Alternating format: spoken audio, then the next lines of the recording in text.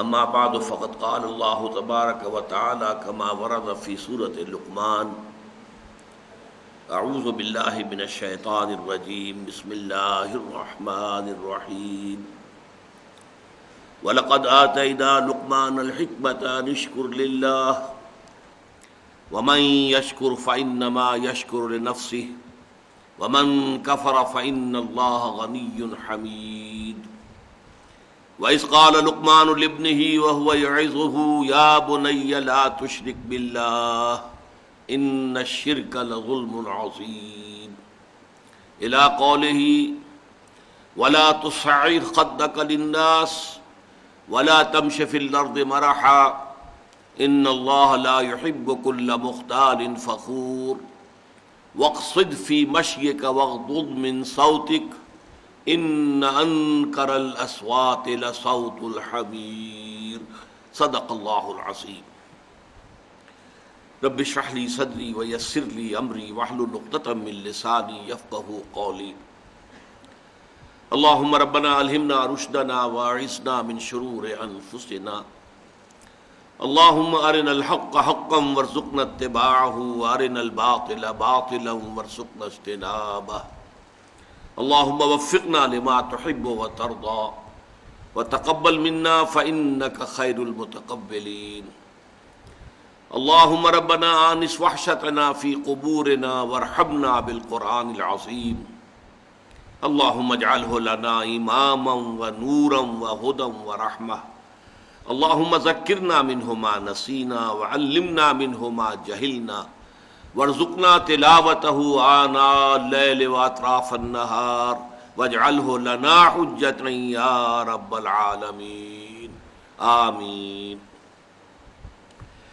مطالعہ قرآن حکیم کے جس منتخب نصاب کا درس سلسلہ وار ان مجالس میں ہو رہا ہے، اس کا تیسرا درس سورہ لقمان کے دوسرے رکوع پر مشتمل ہے۔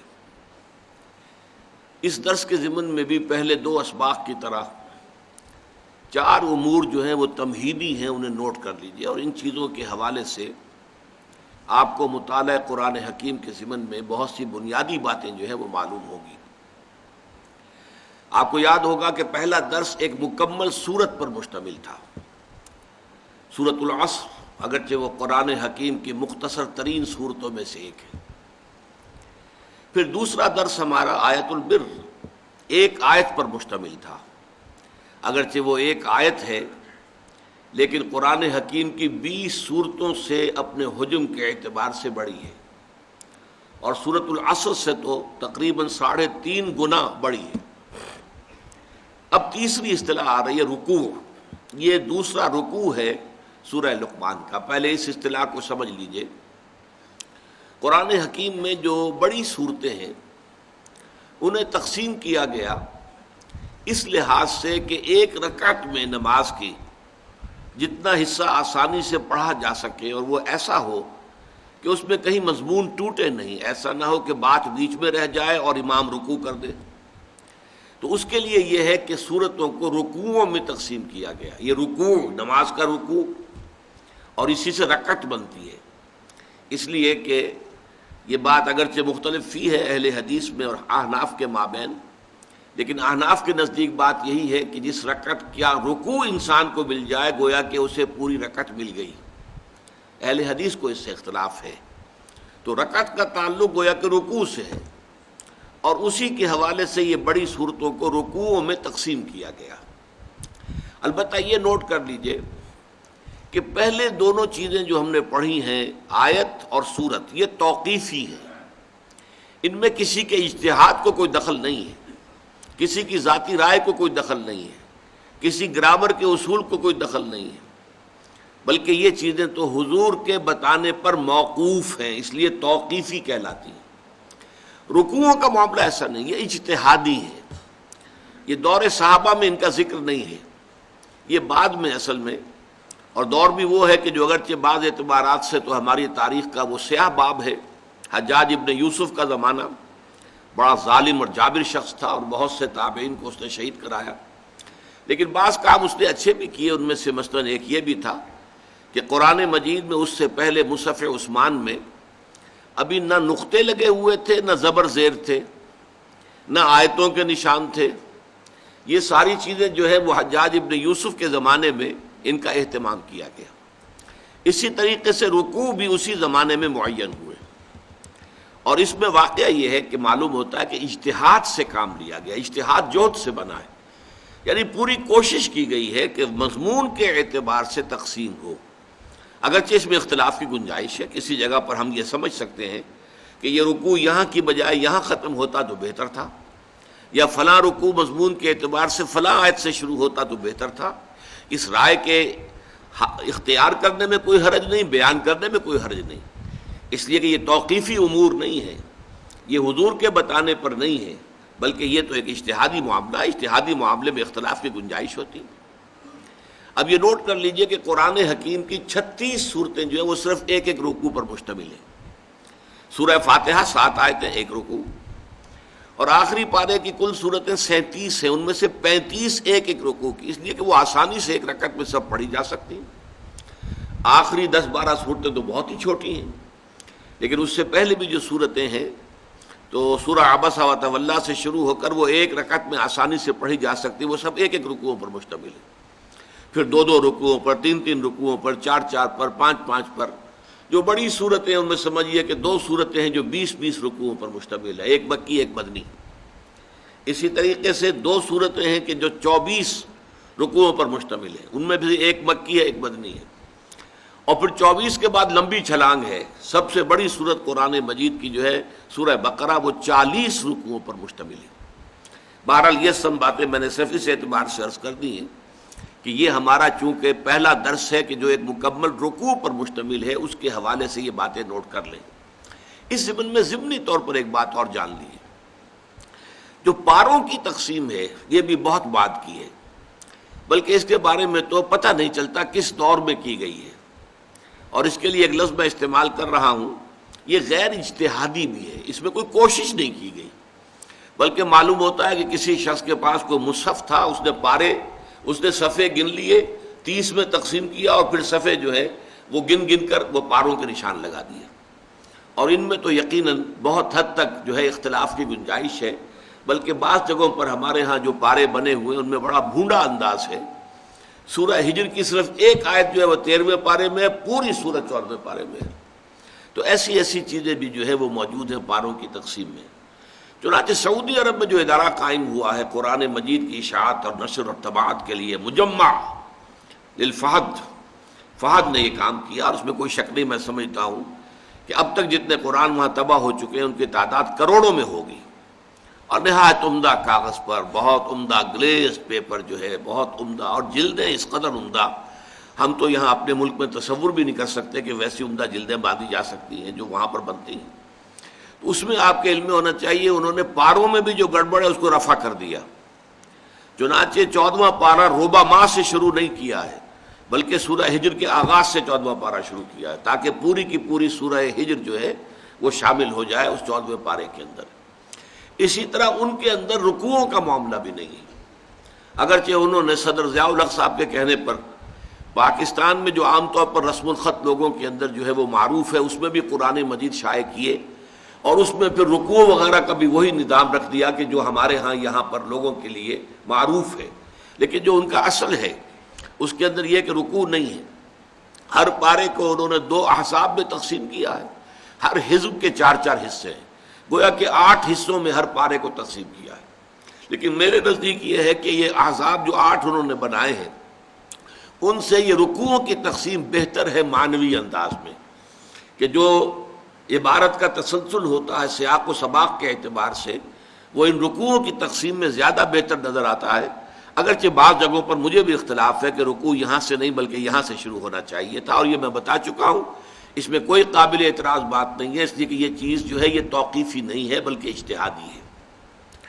اب دوسری بات نوٹ کیجئے، ہمارے اس منتخب نصاب کا نقطۂ آغاز، وہ آم کی گٹھلی کی مثال جو میں نے دی تھی، وہ تو ہے سورۃ العصر. پورا آم کا درخت، اگر آم کا درخت ہم کہیں منتخب نصاب، وہ پورا سورۃ العصر میں ہے، اور پورا آم کا درخت ہم کہیں پورا قرآن مجید، تو پورا قرآن مجید بھی سورہ عصر میں ہے. لیکن اب سوچنا یہ ہے کہ یہ جو تیسرا سبق ہے اس کی کیا مناسبت ہے اس کے ساتھ. اس کے لیے ضروری ہوگا کہ پہلے ہم ایک رواں ترجمہ کر لیں. وَلَقَدْ آتَيْنَا لُقْمَانَ الْحِكْمَةَ أَنِ اشْكُرْ لِلَّهِ وَمَنْ يَشْكُرْ فَإِنَّمَا يَشْكُرُ لِنَفْسِهِ.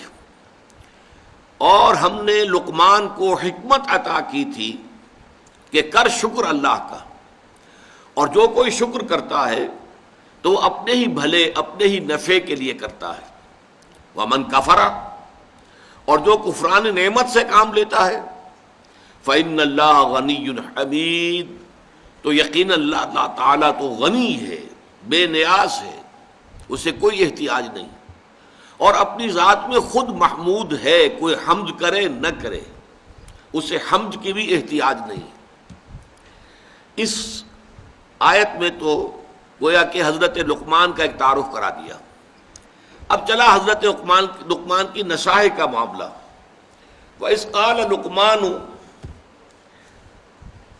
لِابْنِهِ وَهُوَ يَعِظُهُ، اور یاد کرو جب کہ کہا تھا لقمان نے اپنے بیٹے سے، وَهُوَ يَعِظُهُ، اور وہ اسے نصیحت کر رہے تھے، وعظ کہہ رہے تھے، اور گمان غالب یہ ہے کہ یہ انتقال کے وقت کی وصیت ہے.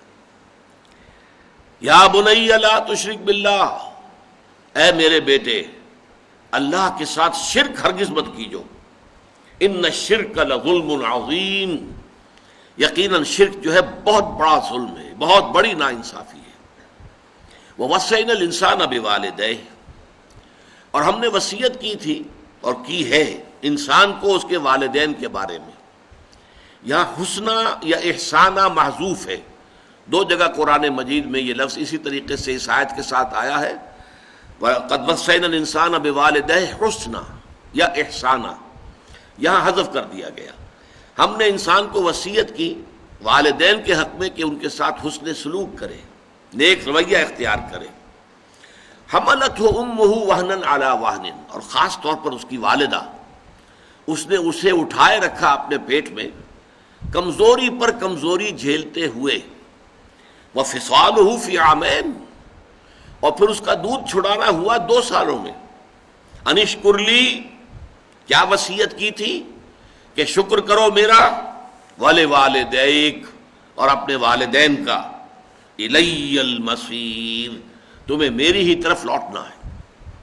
وَإِن جَاهَدَاكَ، اور اگر وہ دونوں یعنی والدین، والد اور والدہ، تم سے جہاد کریں، تم سے جھگڑیں، تم پر دباؤ ڈالیں، عَلَىٰ أَن تُشْرِكَ بِي مَا لَيْسَ لَكَ بِهِ عِلْمٌ، کہ تم شریک ٹھہراؤ میرے ساتھ کسی ایسی ہستی یا شے کو جس کے لیے تمہارے پاس کوئی علم، تمہارے عقل میں، شعور میں، فہم میں کوئی سند نہیں ہے، دلیل نہیں ہے.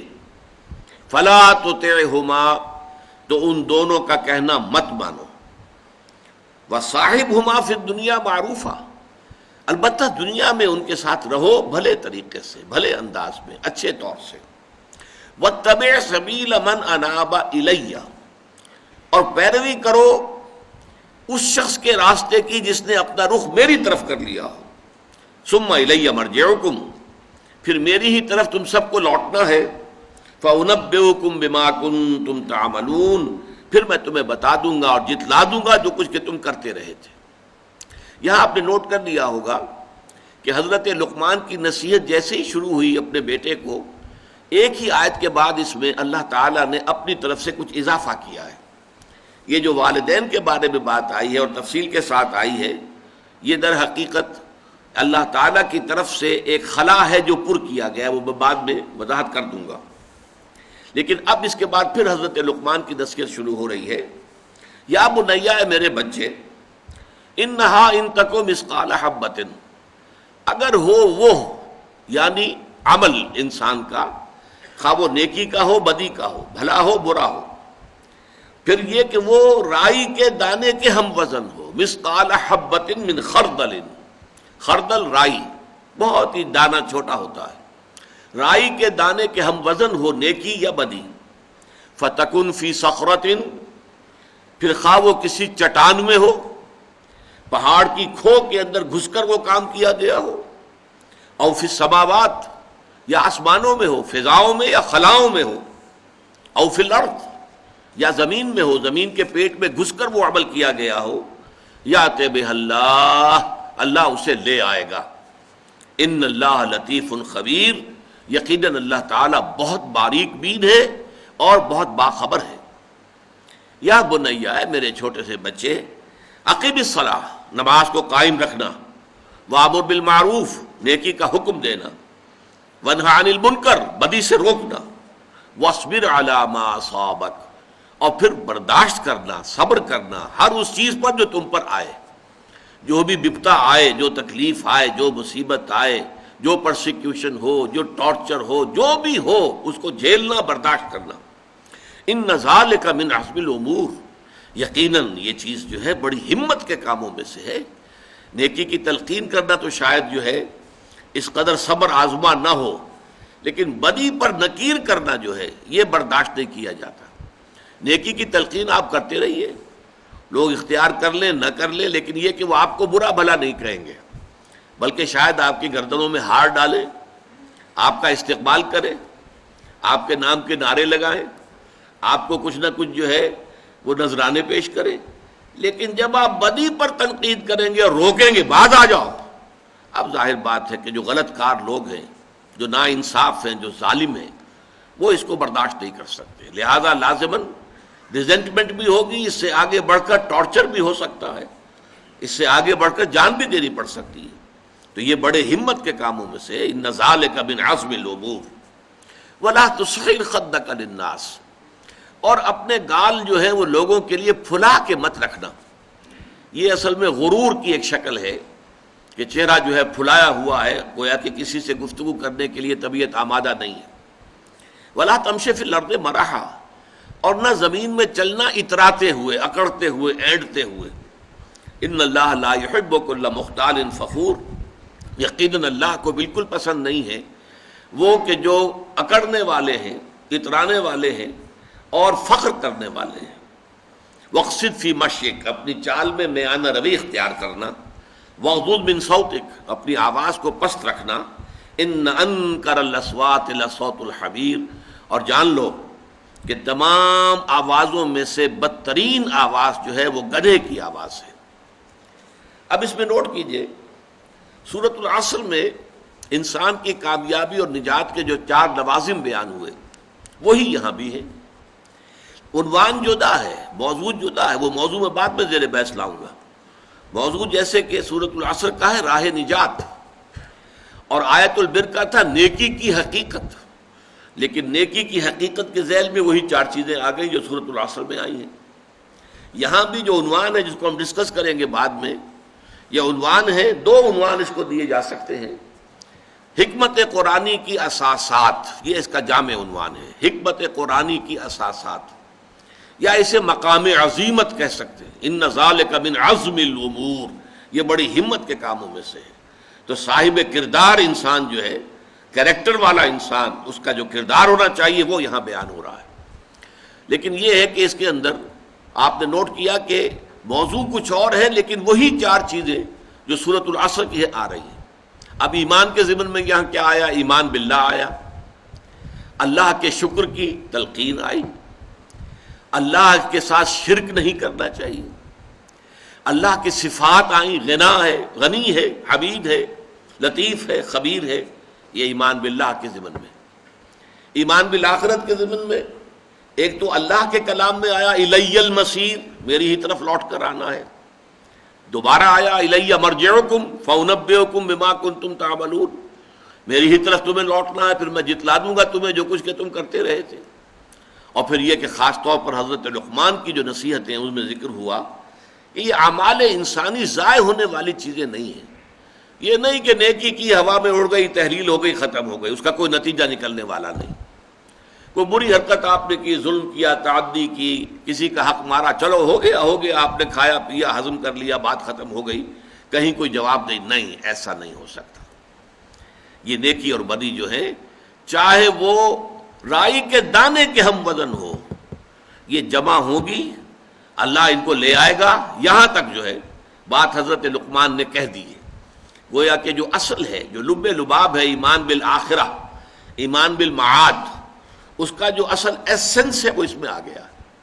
تو ایمانیات کے ذیل میں ایمان باللہ اور توحید، ایمان بالآخرہ اور معاد ان دونوں کا ذکر موجود ہے۔ اعمال صالحہ میں حسن سلوک کرنا والدین کے ساتھ، ان کے ساتھ حسن معاشرت، اگرچہ اگر وہ غلط بات کے لیے کہیں، شرک پر دباؤ ڈالے کہ شریک کرو کسی کو اللہ کے ساتھ تو مت مانو، لیکن اس کے باوجود حسن سلوک، ان کے ساتھ معاملہ جو ہے حسن معاشرت کا جاری رکھنا ہے۔ پھر نماز قائم کرو، یہ گویا کہ اعمال صالحہ میں سے الصلاۃ و عماد الدین جیسا کہ ہم پڑھ چکے ہیں، اس کے حوالے سے یہاں پر اس کا ذکر آ گیا۔ پھر یہ کہ خاص طور پر جو ایک میچور انسانی شخصیت ہوتی ہے، اس کی جو کیفیات ہے، اس میں فقر اور غرور کی بجائے تواضع ہونی چاہیے، اس میں بجائے ریاکاری کے انسان جو ہے وہ اپنی نیکی کو چھپانے کی کوشش کرتا ہے بجائے اس کے کہ اس پر اظہار فخر کرے، نہیں، نہ لوگوں پر دھونس جمانے کی کوشش کرتا ہے، اس کے اندر تواضع ہوتی ہے، تذلل ہوتا ہے۔ اسی طریقے سے میانہ روی، یہ بھی ایک بڑی میچور انسانی شخصیت کا جو ہے وہ اس کا مظہر ہے۔ اور پھر اسی طریقے سے یہ جو ہے آواز کا پست رکھنا، خاص طور پر یہاں پہ اس کا ذکر جب ہم تفصیل سے ہم پڑھیں گے تو بات سامنے آ جائے گی۔ اس کا اصل میں معاملہ ہے جب کہیں آپ کی بحث ہو رہی ہو کسی سے، کوئی آپ کا جھگڑا ہے، اس میں آپ آرگو کر رہے ہیں، تو بسا اوقات آپ نے دیکھا ہوگا جب ایک فریق یہ محسوس کرتا ہے کہ میرا پہلو گر رہا ہے دلیل کے اعتبار سے، تو وہ اپنی آواز بلند کر دیتا ہے، وہ زور سے بولنا شروع کرتا ہے تاکہ آواز کی بلندی سے وہ اپنے موقف کی کمزوری جو ہے اس سے کمپنسیٹ کرے، اس کی تلافی کرے۔ یہ ہے وہ شے کہ جس سے یہاں روکا گیا ہے، ورنہ بسا اوقات بلند آوازی کی ضرورت ہوتی ہے۔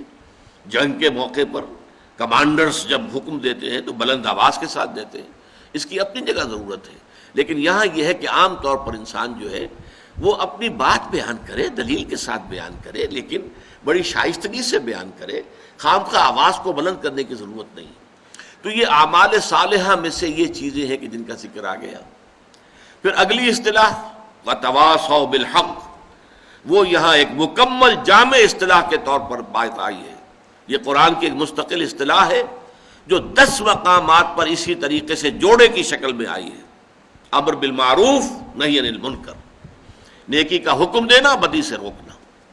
اب وہاں تواصوا بالحق، وصیت کرو حق کی، اس وصیت کرو حق کی یہاں پر اس کو 2 حصوں میں تقسیم کر دیا گیا۔ جو نیکی ہے، بھلائی ہے، حق ہے، اس کا پرچار کرو، اسے پھیلاؤ، لوگوں کو اس کی تشویق دلاؤ، ترغیب دو، اور جو بدی ہے، برائی ہے، اس سے روکو، مشورے کے درجے میں بھی روکو، نصیحت کے درجے میں بھی روکو، اور طاقت ہو تو ہاتھ سے روکو، جیسے کہ حدیث میں آتا ہے من رآ منکم منکرا فلیغیرہ بیدہ فإن لم یستطع فبلسانہ فإن لم یستطع فبقلبہ وذلک اضعف الایمان۔ تم میں سے جو شخص بھی کسی بدی کو دیکھے، اس کا فرض ہے کہ اسے طاقت کے ساتھ روکے، ہاتھ سے روکے، اور اگر اس کی طاقت نہ رکھتا ہو تو زبان سے روکے، کہے تو صحیح کہ خدا کے بندو باز آ جاؤ اس کام سے، یہ غلط ہے، یہ حرام ہے، کیوں اللہ تعالیٰ کے غضب کو دعوت دے رہے ہو۔ اور اگر اس کی بھی استطاعت نہ ہو، حالات ایسے ہو گئے ہوں کہ کلمہ حق زبان سے نکالنا بھی ناممکن ہو جائے، زبانیں گدیوں سے کھینچی جا رہی ہو صرف کلمہ حق کے کہنے سے، تو کم سے کم یہ کہ دل میں اس کا برا جاننا، صدمے کا ہونا، انسان اندر کوفت محسوس کرے، اندر ہی اندر کم سے کم وہ پیچ و تاب کھائے، یہ کیا ہو رہا ہے، کیوں ہو رہا ہے، اور اس پر اسے تعسف ہو، رنج ہو، افسوس ہو کہ میں کچھ کر نہیں پا رہا، میں اس کے خلاف آواز بھی نہیں اٹھا پا رہا، کجا یہ کہ اس کو ہاتھ سے روکوں۔ فرمایا وَذَلِكَ اضعف الایمان، یہ ایمان کا کمزور ترین درجہ ہے، یعنی اگر یہ بھی نہیں ہے تو پھر ایمان ہے ہی نہیں۔ وائے ناکامی متاع کارواں جاتا رہا، کارواں کے دل سے احساس زیاں جاتا رہا، یہ تو گویا کہ پھر آخری درجے میں گویا کہ ایمان کے فقدان کی علامت ہے۔ اور اس کے بعد جو سورۃ العصر کی آخری شے ہے وتواصوا بالصبر، یہاں وہ بات بھی آ گئی واصبر علی ما اصابک۔ اب یہاں پر بڑی شاندار انداز میں بات آئی، جو شے بھی آئے، جو بیتے جھیلو، جو برداشت کرنا پڑے صبر کے ساتھ برداشت کرو، جو تکلیف آئے اسے برداشت کرو، جو قربانی دینی پڑے اس کے لیے تیار رہو، جان دینی پڑے تو دو۔ آخر سقراط نے جان دے دی تھی نا، کس بات پر؟ کہ بعض چیزیں جنہیں وہ حق سمجھتا تھا، معاشرے نے کہا کہ تم اگر یہ باتیں صرف اپنے دل میں رکھو تو ہم تمہیں کچھ نہیں کہیں گے، پرچار نہیں کر سکتے تم اس کا، تواصی بالحق نہیں کر سکتے. زبان بند رکھو تو زندہ رہ سکتے ہو، اور اگر تم زبان بند نہیں رکھ سکتے تو یہ زہر کا پیالہ ہے. یہ عدالت کے اندر بات ہوئی ہے. یہ زہر کا پیالہ رکھا ہو، ابھی اس کو پی لو اور اپنی زندگی ختم کر دو.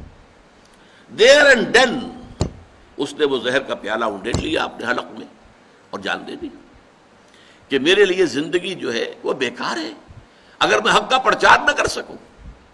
لہذا اس کے لیے اگر جو ہے انسان کو جان دینی پڑے جان دو. رسولوں نے کیسی کیسی تکلیفیں جھیلی ہیں آپ کو علم ہے. حضور نے کیسے کیسے مسائل برداشت کیے ہیں.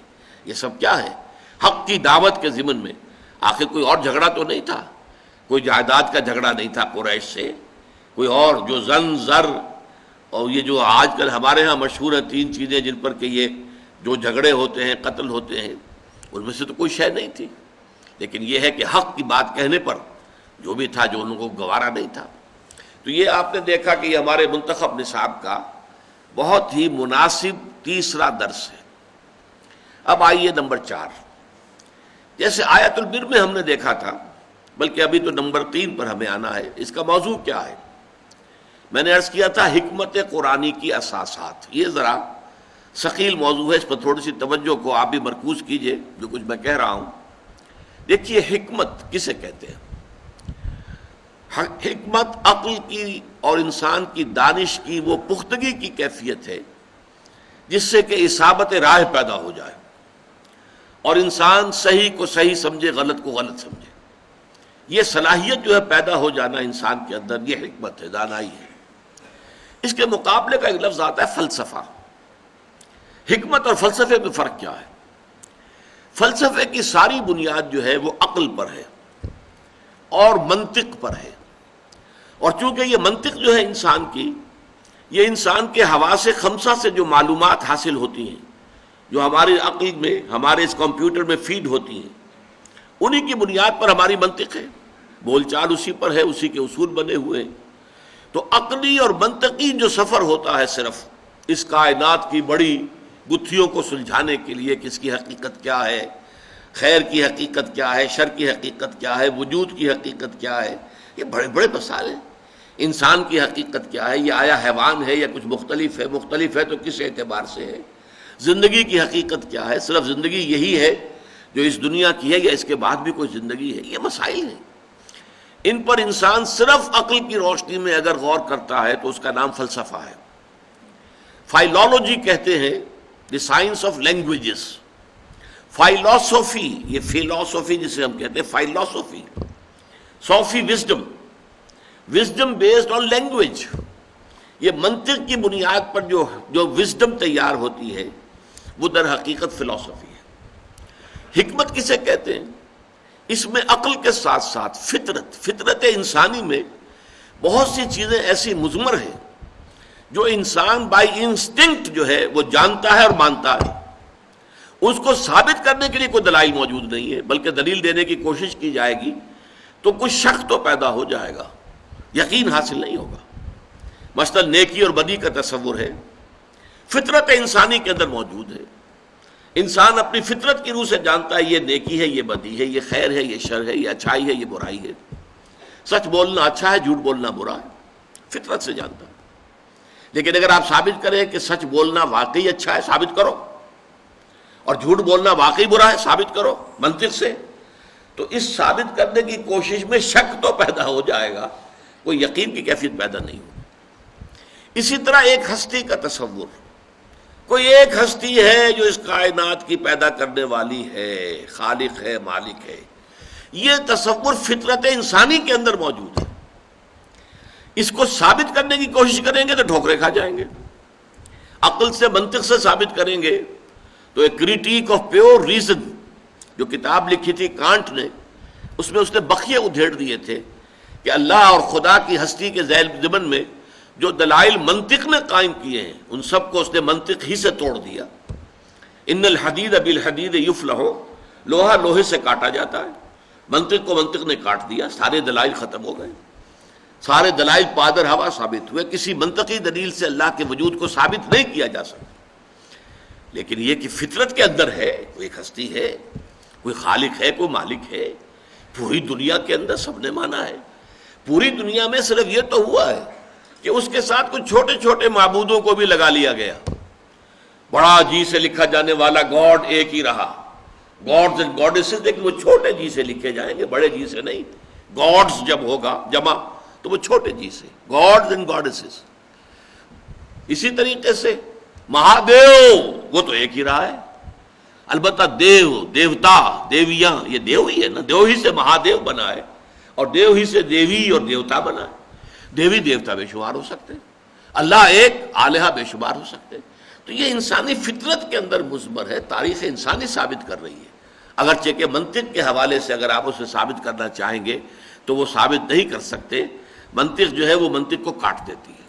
سب سے بڑی دلیل یہ دی جاتی ہے کوئی شے بغیر کسی کے پیدا کیے پیدا نہیں ہو سکتی, تو کائنات بغیر کسی کے پیدا کیے کیسے پیدا ہو گئی؟ کوئی نہ کوئی پیدا کرنے والا ہے. ٹھیک, اب اسی پر اگلا وار ہوتا ہے, اچھا تو پھر وہ ہستی بغیر کسی کے پیدا کیے پیدا ہو گئی یا خود بخود ہو گئی؟ کیسے ہو گئی؟ اگر اصول یہ ہے کہ کوئی شے بغیر کسی کے پیدا کیے پیدا نہیں ہو سکتی تو وہ ذات کیسے پیدا ہوئی؟ دلیل ختم ہو گئی. ان الحدید بالحدید یفلع, لوہے کو لوہا کاٹتا ہے. تو در حقیقت کوئی منطقی دلیل نہیں ہے. اور ہمارے ہاں خاص طور پر امام رازی رحمۃ اللہ علیہ نے اپنی تفسیر میں جو منطقی بحثیں کی ہیں, موشگافیہ کی ہیں, وہ ٹھیک ہے, ایک دور کا یہ ایک خاص مشغلہ تھا اور خاص اس کا ایک ذوق تھا, ایک ہر دور کا ہوتا ہے, اس میں اس کی بڑی قدر تھی, اہمیت تھی, لیکن اب اس کی کوئی حیثیت نہیں. تو اصل میں جب فطرت انسانی وہ صحیح ہو, اس میں کجی نہ آئے, وہ پرورٹڈ نہ ہو, وہ فطرت مست نہ ہو گئی ہو, اور عقل سلیم, عقل بھی بے راہ نہ ہو, عقل پر شہوت کا غلبہ نہ ہو جائے, خواہشات کا غلبہ نہ ہو جائے, تعصب کی پٹی نہ بندھی ہوئی ہو. تو دیکھیے دونوں لفظ سلیمہ سالم سے بنا ہے, کسی شے کا صحیح ہو, سالم ہونا. فطرت سلیمہ, فطرت صحیح ہو, سالم ہو, اس کے اندر کوئی کجی نہ آئی ہو, کہیں کسی اعتبار سے پرورشن نہ آئی ہو, اور عقل انسانی بھی صحیح ہو, سالم ہو, عقل سلیم, اور اس کے اوپر نہ تو خواہشات کی پٹی بندھی ہوئی ہو, نہ اس پر تعصبات کی پٹی بندھی ہوئی ہو, نہ اس پر کوئی اور اپنی اغراض جو ہے غالب آ جائے. اگر یہ دونوں صحیح و سالم ہو اور دونوں کا سفر ہو تو اس سے جو شے وجود میں آتی ہے وہ حکمت ہے, وزڈم. انگریزی میں دو الفاظ استعمال ہوتے, فلاسفرز اینڈ سیجز. سیجز ان کو کہا جاتا ہے وہ درویش بنش مفکرین, جنہوں نے عقل سے کام لیا, غور و فکر سے کام لیا, لیکن وہ تھے نہایت درویش بنش. انسانیت, اخلاقی اعتبار سے, ہر اعتبار سے وہ بہت عمدہ نمونے انسانیت کے. فلسفی تو کوئی بھی ہو سکتا ہے, شرابی ہو, زانی ہو, لیکن یہ کہ وہ عقل جو ہے, عقل عیار, عقل تیز ہو, اور اس کے ذریعے سے وہ بہت سے اپنے فلسفیانہ خیالات جو ہیں ان کا تانا بانا منطق کے ذریعے سے باندھ کر لوگوں کے سامنے رکھ سکتا ہے. معلوم ہوگا کہ بہت بڑا فلسفی ہے.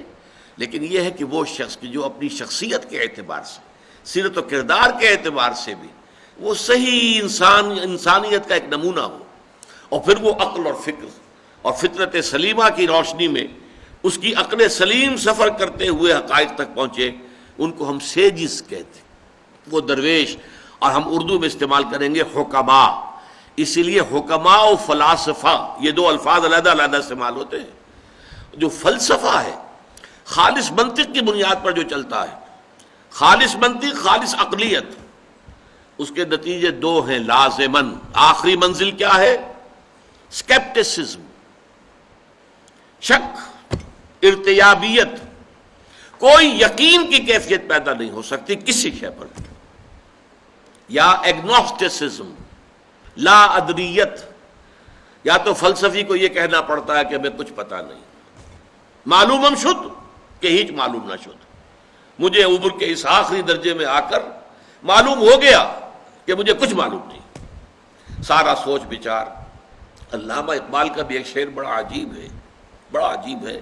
ویسے تو ان کی وہ پوری نظم جو ہے ذوق و شوق بال جبریل میں, میرے نزدیک شاعری کے اعتبار سے, شعر کے اعتبار سے علامہ کے کلام میں وہ کلائمیکس ہے, سب سے اونچی نظم, ذوق و شوق. اسی میں ایک ہے, تیری نظر میں ہے تمام میرے گزشتہ روز و شب, مجھ کو خبر نہ تھی کہ ہے علم نخیل بے رطب. عمر کی اس سند پر پہنچ گیا، اللہ میں پہنچ گیا ہوں، میں نے سمجھ لیا یہ علم اور فلسفہ جو ہے، جو میں نے حاصل کیا، پڑھا لکھا، جس کے لیے گیا، میں برطانیہ بھی گیا اور جرمنی بھی گیا، مجھے معلوم نہ تھا یہ ایسے کھجور کا ایک درخت ہے جس میں کھجور لگتی ہی نہیں۔ درخت کھجور کا ہے، کھجور نہیں لگتی اس میں۔ مجھ کو خبر نہ تھی کہ ہے علم نخیل بے رطب، اس میں تو کھجور لگتی ہی نہیں۔ اسی لیے پھر ایک جگہ کہتے ہیں کہ خرد کی گتھیاں سلجھا چکا میں، میرے مولا مجھے صاحب جنوں کر، یقین مجھے پیدا ہو جائے۔ اور وہ یقین جو ہے پھر عشق پیدا کرتا ہے، محبت پیدا کرتا ہے، جذبہ پیدا کرتا ہے، جنون پیدا کرتا ہے۔ دنیا انہیں کہتی جنونی۔ یہ لوگ کیا ہیں؟ فنڈامنٹلسٹ۔ یہ لوگ جو ہیں یہ تو اپنی جانیں ہتھیلی پر لیے پھرتے ہیں، ان کی مت ماری گئی ہے، یہ پاگل ہیں۔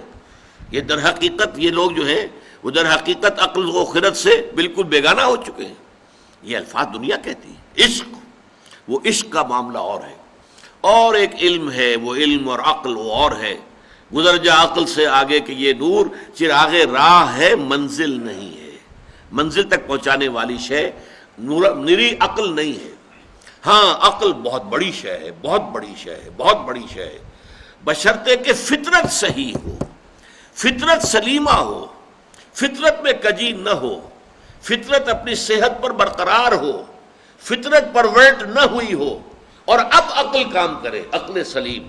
تو فطرت سلیمہ اور عقل سلیم، ان دونوں کے امتزاج سے جو شے وجود میں آتی ہے اس کا نام حکمت ہے۔ اس حکمت کی اساسات کیا ہیں؟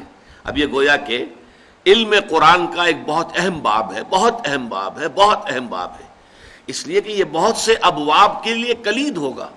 یہ باتیں دوسری جگہوں پر آتی ہیں حوالوں کے طور پر، یہاں پر اگر اس باب میں، اس درس میں ہم ان کو سمجھ لیں گے تو آگے ہمارے لیے بہت سے مقامات کا سمجھنا جو ہے، کیونکہ یہی در حقیقت اس کے لیے کلید ہیں، وہ ہمارے لیے آسان ہو جائے گا۔ اب تمہیدی اعتبار سے چوتھی بات یہ ہے کہ یہ حضرت لقمان کون تھے، ان کی شخصیت کیا ہے۔ جیسے ہمارے دوسرے سبق میں اس کا موضوع تو تھا نیکی کی حقیقت، پس منظر میں ایک واقعہ تھا، تحویل قبلہ کا واقعہ، جو شمال سے جنوب کی طرف رخ کرنے کا حکم ہو گیا، بیت المقدس کی بجائے بیت اللہ الحرام کی طرف، یہ واقعہ تھا۔ تو لیس البر ان تولوا وجوہکم قبل المشرق والمغرب، یہاں سے بات شروع ہوئی۔ کل نیکی یہی نہیں ہے کہ تم اپنے چہرے مشرق اور مغرب کی طرف پھیر دو۔ اسی طرح یہاں بھی پس منظر میں یہاں واقعہ نہیں، ایک شخصیت ہے۔ حضرت لقمان کی شخصیت کے بارے میں اگرچہ ایک اختلاف ہے، بعض مورخین کے نزدیک یہ عرب بائدہ سے ان کا تعلق ہے۔ یہ اصطلاح بھی نئی سمجھ لیجئے۔ عرب بائدہ کہتے ہیں ان اقوام کو کہ جو نسیم منسیہ ہو گئی، عرب کی پرانی اقوام۔ قوم عاد تھی بہت بڑی قوم جس کی طرف حضرت ہود بھیجے گئے تھے، وہ ختم ہو گئی عذاب الہی سے، اس کا وجود نہ رہا۔ قوم سمود تھی بہت بڑی قوم جس کی طرف حضرت صالح بھیجے گئے، وہ ختم ہو گئی، نام و نشان مٹ گیا۔ یہ کہلاتے ہیں عرب بائدہ، پرانے جو ختم ہو گئے۔ پھر یہ عرب عاربہ اور پھر عرب مستعربہ، یہ تین اصطلاحات ہیں، پھر کبھی کسی موقع پر ان کی وضاحت باقی کی کروں گا۔ عرب بائدہ کی میں نے اس لیے کر دی ہے کیونکہ ایک رائے یہ ہے کہ قوم جو عاد تھی اسی میں سے ایک بادشاہ لقمان تھے، لقمان ابن عاد، اور یہ بہت حکیم اور دانا انسان تھے، بہت فہیم، بہت سمجھدار انسان تھے۔ ایک رائے یہ ہے، اور ایک رائے یہ ہے کہ در حقیقت قوم عاد جو ہے جب تباہ ہوئی ہے تو اس کا کچھ حصہ جو ہے، جو بچ گئے تھے اہل ایمان، وہ یمن میں جا کے آباد ہوئے، وہاں انہوں نے ایک حکومت قائم کی، وہاں پر ایک بادشاہ ہوئے ہیں لقمان نام کے۔ لیکن یہ زیادہ تر تاریخی حوالوں سے یہ بات کہی جاتی ہے۔ صحابہ کرام رضوان اللہ تعالی علیہ مجمعین کی جو رائے ہے، جن میں کہ میں آپ کو گنوا دیتا ہوں،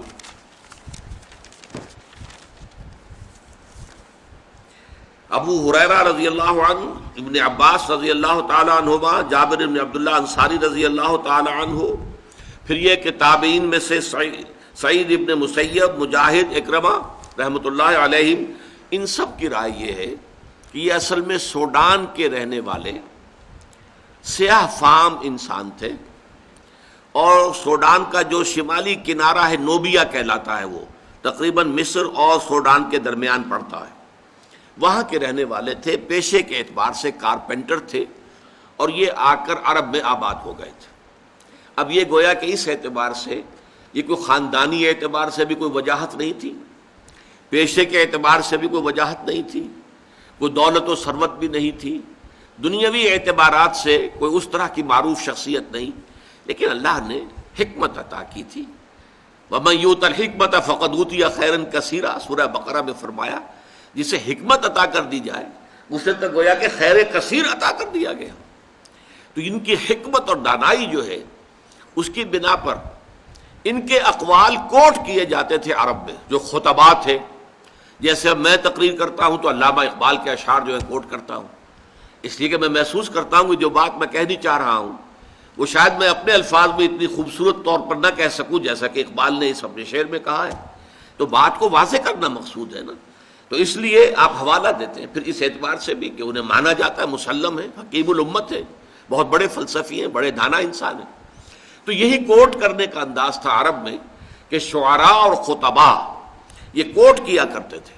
چنانچہ امرؤ القیس جس کو کہا جاتا ہے کہ عرب شعراء کا سردار بادشاہ، اسی طرح حضرت لبید جو سبع معلقہ کے شعراء میں سے آخری تھے اور ایمان لے آئے تھے، عاشا اور طرفہ وغیرہ ہم، یہ جو اشعار جو شعراء ہیں ایام جاہلیت کے، یہ اپنے اشعار میں بھی لقمان کے اقوال کا دیکھو لقمان نے یہ کہا تھا، دیکھو لقمان نے یہ کہا تھا، اس اعتبار سے ان کا چونکہ حوالہ دیا جاتا تھا۔ اور بلکہ تاریخ میں یہ آتا ہے کہ حضور صلی اللہ علیہ وسلم سے ایک شخص نے آ کر معاملہ کیا تھا، سوید ابن صامت نے۔ اس نے یہ کہا تھا 3 سال قبل ہجرت سے مکے میں آیا اور کہا کہ اے محمد، میں نے سنا ہے تم بہت عمدہ کلام پیش کرتے ہو، تو میرے پاس بھی ایک کلام ہے جو بہت عمدہ ہے، میں اپنا کلام پیش کرتا ہوں، تم کیا کلام پیش کرتے ہو، تم لاؤ۔ تو اس نے خود جو ہے حضرت لقمان کے نصائح کو پڑھ کر سنایا۔ ان کی کوئی چیزیں جو ہے یہ صحیفہ لقمان کے نام سے وہاں پر موجود بھی تھا، عرب کے اندر موجود تھا۔ اب بھی اس نام سے کچھ کتابیں مغرب میں بھی بکتی ہیں، لیکن ان کی اوتھینٹسٹی جو ہے وہ ظاہر بات ہے کہ یقینی نہیں ہے۔ پھر حضور نے قرآن مجید پڑھ کر سنایا تو شخص نے تسلیم کیا، واقعتاً جو کلام آپ پیش کر رہے ہیں وہ بہت بلند تر ہے، بہت اعلیٰ ہے، بہت عرفہ ہے۔ اگرچہ یہ کہ اس کا ایمان لانا ثابت نہیں ہے، ایمان نہیں لایا، واپس چلا گیا اور پھر جنگ بعاث میں مارا گیا۔ بہرحال قرآن مجید میں اسی انداز سے اتمام حجت کے طور پر پیش کیا جا رہا ہے حضرت لقمان کی نصائح کو کہ دیکھو لوگوں، اے قریش کے لوگوں، جن باتوں کی تعلیم محمد تمہیں دے رہے ہیں صلی اللہ علیہ وسلم، جن باتوں کو ماننے کی دعوت دے رہے ہیں، تم جسے ایک حکیم اور دانا انسان سمجھتے ہو، جس کے اقوال کو تم کوٹ کرتے ہو، تمہارے خطباء اور شعراء جس کا حوالہ دیتے ہیں، اس کی بھی بنیادی تعلیم وہی تھی کہ جو آج محمد پیش کر رہے ہیں صلی اللہ علیہ وسلم۔ بارک اللہ لی ولکم فی القرآن العظیم ونفعنی وإیاکم بالآیات والذکر الحکیم۔